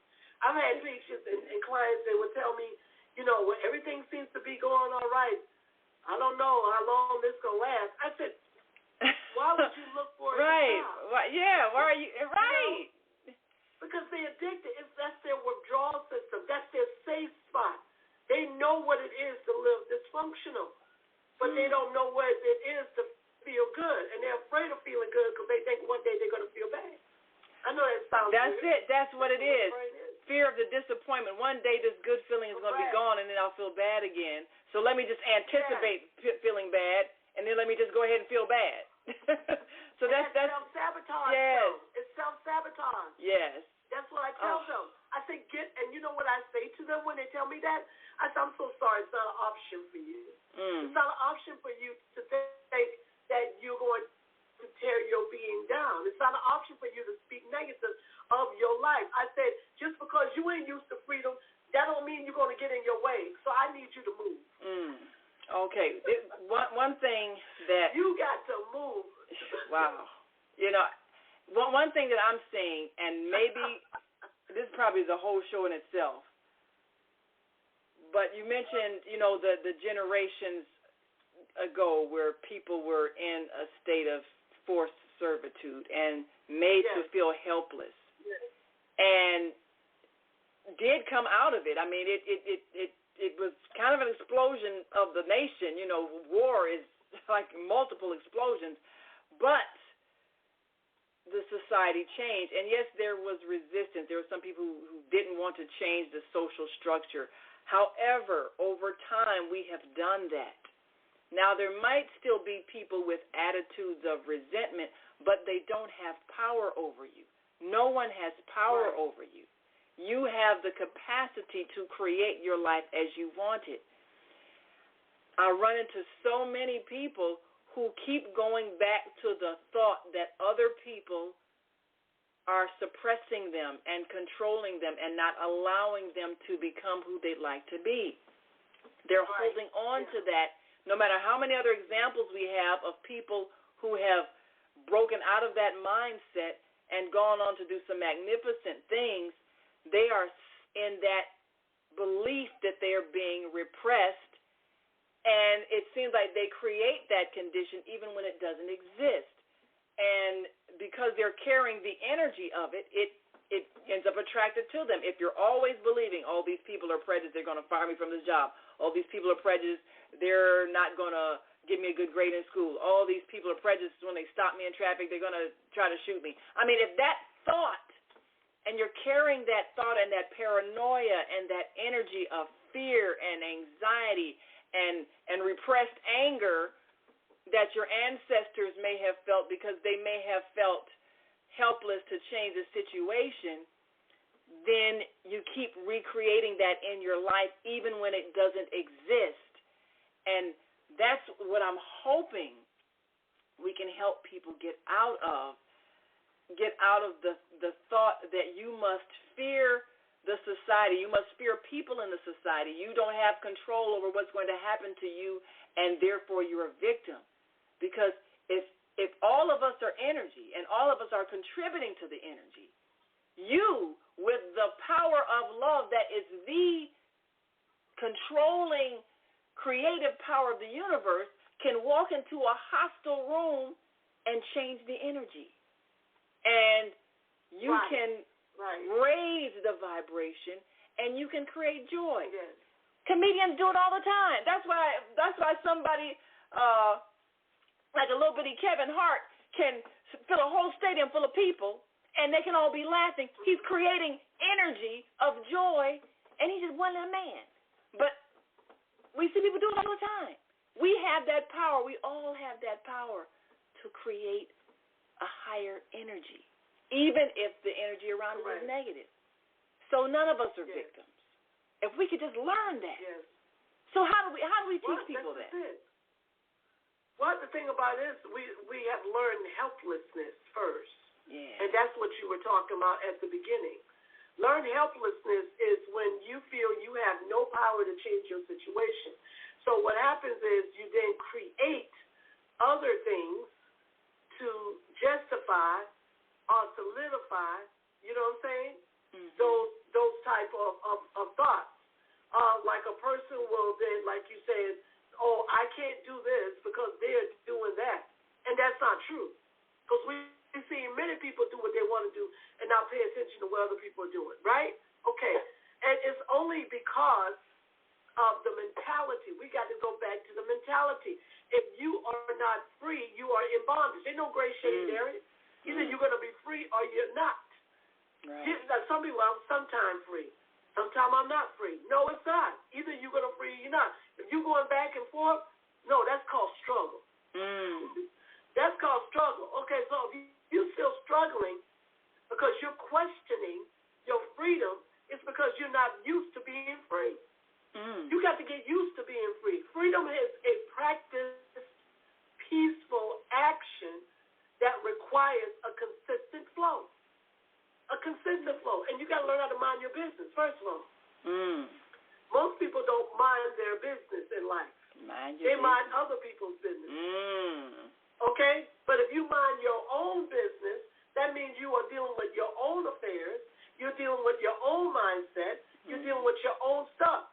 But again, you're not shifting blame. Oh, I'm not this because you're that. You're doing this to make me do this. Nobody can make anyone do anything. That's right.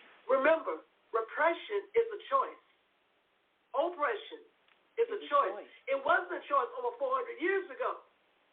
Well, but now it is a choice to be oppressed or depressed, right? Even that's a choice. I'm making the choices. Yeah. Hey, if I'm making the choices, you said something earlier I want to address because I didn't get the opportunity to. You say, well, why would a person with children stay in a dysfunctional marriage for the children? Yeah. And I said to you, because they want to do it. Yeah.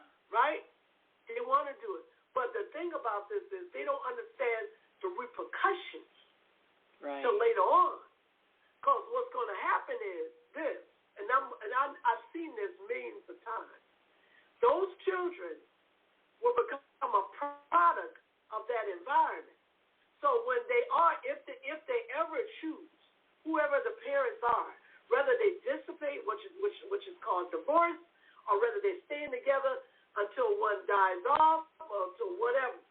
But that doesn't change the repercussions of the children. And most likely, if it's not one or two, if they got 5 kids, some of those children, be it 1, 2, or 3, is going to build up hostility towards their parents. Because you didn't allow me to be in a peaceful environment. I felt forced to stay here, and I don't want to stay here. Wow. That's the reason why children run away. Yes. That's the reason why they become, they have all of this depression, they have all of this anxiety, they have this ODD, which is oppositional defiant disorders, because of the repercussions of their childbearing years. I call it childbearing years because guess what? Even though they out the womb, they still got to bear. Right? Okay. Truth be told, we've all experienced some type of repression, oppression in our lives when we were children. Okay? But again, if you don't have no self-awareness that you are this dysfunctional person, okay, you can become a narcissist, right? You grew up with a person that was prideful, that was always past mastering you. So your mind is like, oh, it's all about me and not about you, because I had to survive. I had to survive, but guess what? Now you're raising your children with the same iron hand and don't even realize it. Until one day, one of your children may come up after they have gotten grown. Oh, I don't like you. I never did. Ooh. I never did like you. Wow. And children from the ages of 12, listen, I'm so serious, from 12 to 17, because that's the teenage years, I've seen and sat with children, adolescents, teenagers, they turn around and tell their parents, I hate you. I always hated you. Woo! I can't, yes, ma'am, because you forced me to be in a situation that I didn't want to be in. You forced me to look at how daddy beat you. You forced me to look how, you were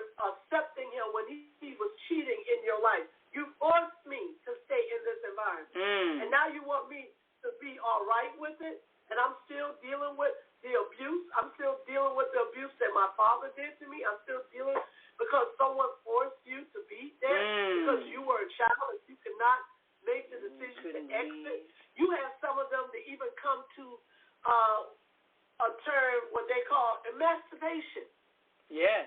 They want to be emancipated from their parents. I don't want to be divorcing your parents. Because all y'all dysfunctional. Yes. And I choose not to be. We've seen adolescents do that from the age of 13 years old to 17. Wow. No longer want to be. So it gets so bad. Listen to this. This is the last part, and I'm going to be quiet. It gets so bad that they have to go into residential. Residentials where they're taken out of the home and put into another place. Rather than live in that toxic environment. Until they become of age. Wow. There you have because it. They're so dysfunctional. They become hostile. Yes. They become hostile. Not only that. Not only do they become hostile. I just read this recently. 15-year-old that was actually taken, he was in foster care. He was in foster care to the point where the parents, for some reason, did not want whatever. I don't know the background history on this kid yet, but he is so hostile to where he's in the group home. He has threatened everyone. He said he's going to kill everyone, right? Oh wow! Now he doesn't have a gun yet. Wow. He said he's going to kill everyone, and if he can't kill everyone with a gun, he's going to use a stick to stab them, right? Okay. Oh wow! So of course they send this child to get an evaluation. You see what I'm saying? They send him to get an evaluation, and the evaluation at this point, is saying that, he's what they call ODD, oppositional defiant disorder. He is on all of his medication for his psychotropic issues. Okay, and now they wanted him to, get other therapy, but he's so angry. He's so angry. So again, emotional hostile takeover. He can't control his impulses. Now, he's 15, truth be told. If he doesn't sort it out, if someone, somewhere, doesn't help this child to get back to his levels, which we call baseline, if he doesn't get back to those levels, and he still has this ideation, which is homicide ideation, because that's what it's called, okay? Homicide ideation. If he doesn't get back to his baseline, he's going to have to be taken out of society. Wow. So he would never live. Wow. Do you see what I'm saying? And even when he gets to 18, yeah, he's going to come out of the group home because he can only be in there until he's 18 years old. So we got 3 years to save that soul. Same mindset, wow. This is, I'm telling you how it's created, my dear. Yes. This is how it's created. A lot of times we don't know the background of these people that are serial killers. We don't know the background of these people who are going to take the gun and kill all their family and then turn the guns on themselves. You don't know the background history. Wow. But if you went back in the history, then you can see. Yes, ma'am. Definitely issues in the tissue. Yes, we got a caller. We're gonna 773-436. It's a deep. It's a deep. Oh, and before we take our caller, Zelda Robinson says 2 of my sisters, 3 children, both have those same feelings and issues.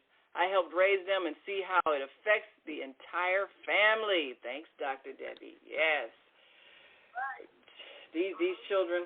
Well, we got a caller. Caller, you got about a minute before we wrap up. We want to make sure we give you a chance to speak your piece. 773-4. Yes. Go right ahead. Give us your name where you're calling from. Greetings. Hallelujah, greetings. Global Transformers, Wayo and Yasha Shalom, Grand Rising. As a certified Montessori educator that educates the subconscious brains of children under the age of 4 through the 9 senses when they have 80% of all their information if they live to be age 2000.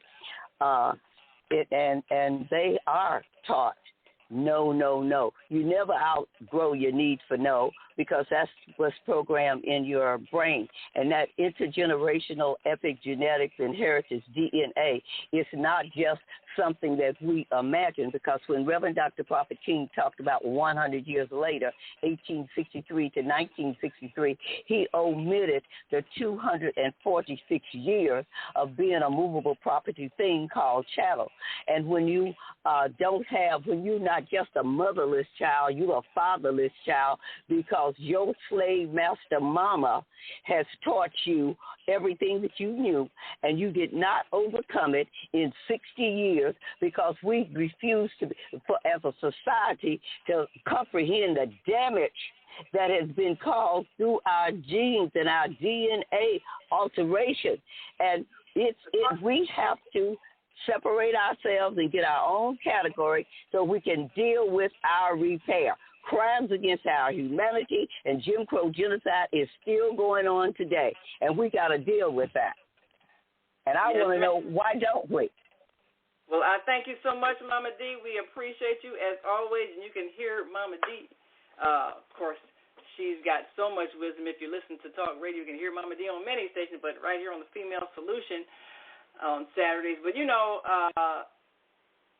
this is one of the reasons why, and I know we're about to wrap up, our book, Slavery, the African American Psychic Trauma, it's always sold out. It's always sold out. We're coming out with the audio book as well as the Kindle version of Slavery, the African American Psychic Trauma, so that we can heal from this. We must move forward. As Dr. Debbie is saying, we have to put something else into the next generation so that we are not still reliving this trauma and recreating it and feeling like victims, because we are not anymore. We have power in our hands to create the society we want to create, but we got to change the mindset.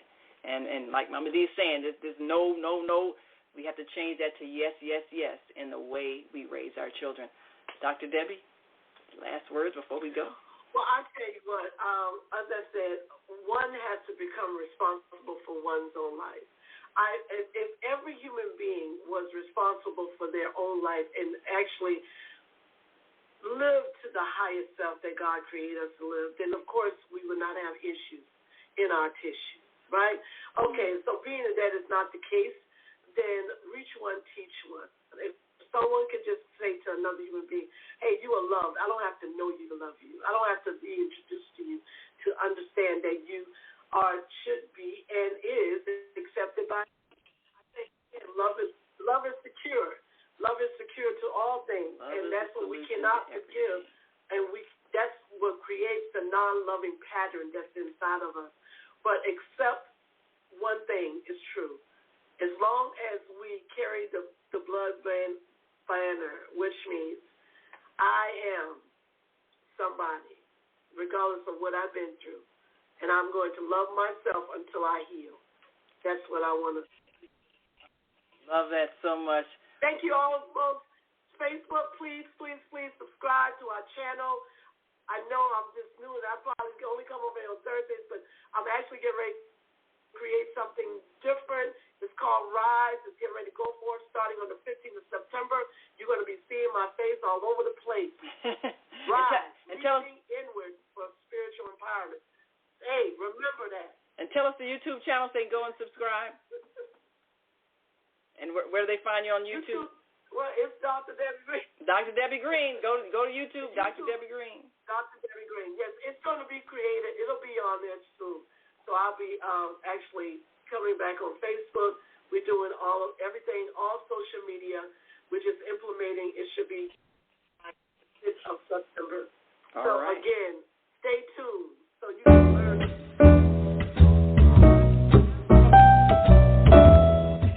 Join us.